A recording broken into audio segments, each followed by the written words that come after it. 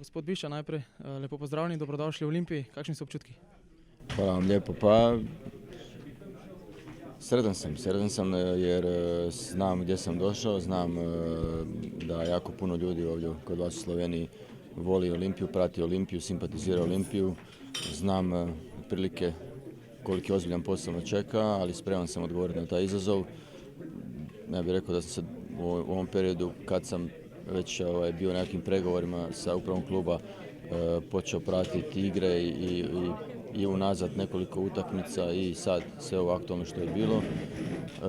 Sve ovo što sam do sada upoznao u vezi kluba, u vezi ljudi, u vezi uvjeta je maksimalno pozitivno i sad imam par dana da se odmorim i onda kreću pripreme za iduću sezonu. Kakšen stil nogometa lahko pričakujemo od vas? Kakšno Olimpijo boste želeli videti na igrišču?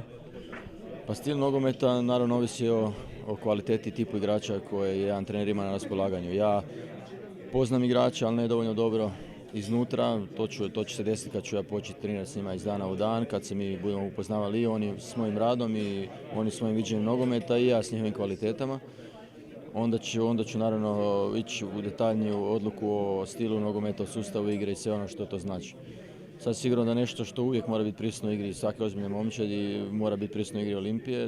Manje više to su poznate stvari kao što je i odgovornost i disciplina i odlučnost i htjenje, borbenost i sve ono što je naravno što se podrazumijeva. Tako da na tome naravno ću insistirati od prvog dana. Nije to ništa novo za ozbiljne igrače kakve Olimpija ima. Tako da vjerujem da ćemo od prvog dana ostaviti jednu fenomenalnu suradnju, jedan dobar rad i nadamo se da će nas onda i rezultati poslužiti. 10. junija boste že začeli s pripravami, časa ne bo veliko, samo 19 dni do prve evropske tekme. Da, pravu ste, to je jako malo vremena da bi se postigla nekakva igranost unutar momčadi.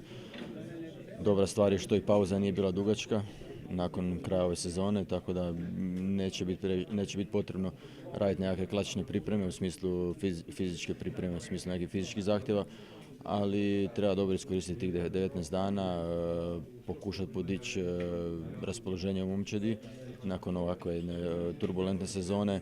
To je jedna jako bitna stvar. Naravno u tih 19 dana pa i u tih prvih mjesec dana do početka prvenstva Slovenske lige treba voditi računa da ne bude dodatnih ozljeda. Koliko znam, bilo ih jako puno proteklih 6 mjeseci.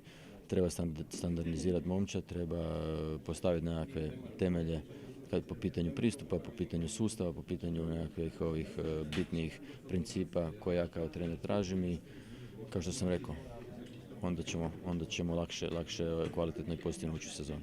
Z Olimpijo ste že imeli izkušnjo in sicer v dresu Liverpoola ste igrali. Se še spomnite tega dvoboja? Pa da, ne baš detaljno, ali znam da smo igrali kup UEFA utakmicu. Prva je bila tu za Bežigradom gdje je bila dosta ravnopravna utakmica. Mislim da smo mi uspjeli zabiti pomalo neki sretan gol pred kraj utakmice i završila 1-1, ali mislim da smo drugu utakmici relativno lagano pobijedili s 3-0, ali to je ono što pamtim iz tih dvije utakmice.